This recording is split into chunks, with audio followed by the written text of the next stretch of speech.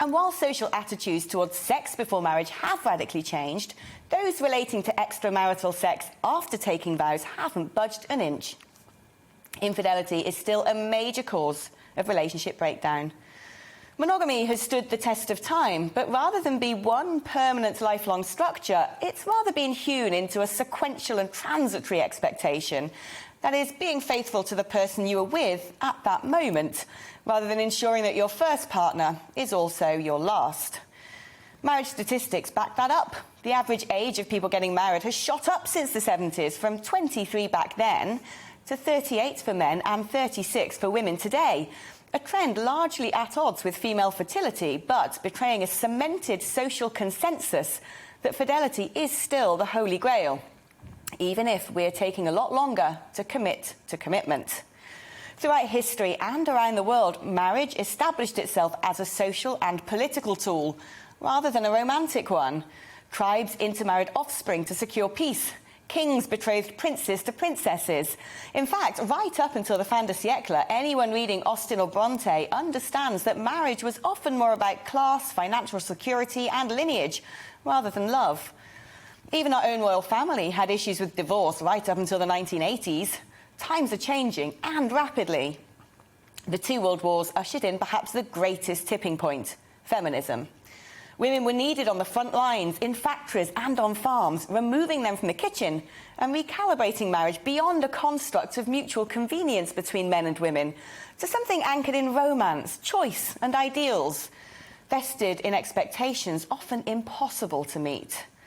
As love marriages became the standard, divorce rates began to rise.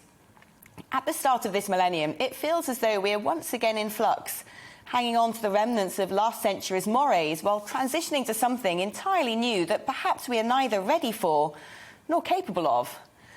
Our obsession with finding the ideal partner sees people swiping left and right and paying into the £12 billion dating industry to try to find their perfect match, a concept frankly risible a century ago, and perhaps an indication that what we are seeking to underpin monogamy with could perhaps largely be a slippery illusion.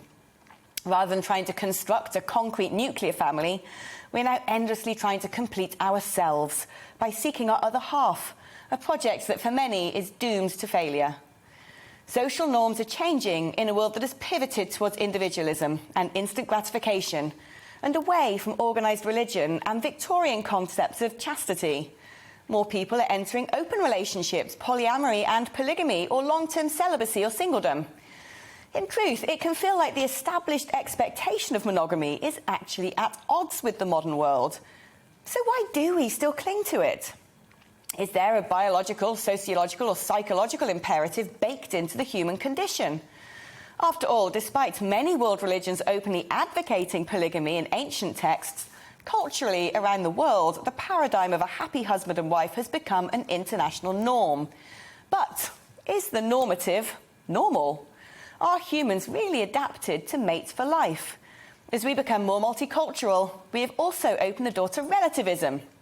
Polygamy is still practiced in Islamic cultures and in sub-Saharan African societies, while the emancipation of the LGBTQ community has challenged the debate on marriage from both sides. Civil partnerships legally extracted matrimony from the church, while the church was forced to welcome same-sex partnerships. Yet with increasing numbers of single-parent families often highlighted as a root cause of antisocial behaviour, poor mental health and lower educational outcomes, is there an argument to be made for the renaissance of small-c conservative values when it comes to love? Today, we really need to talk about monogamy.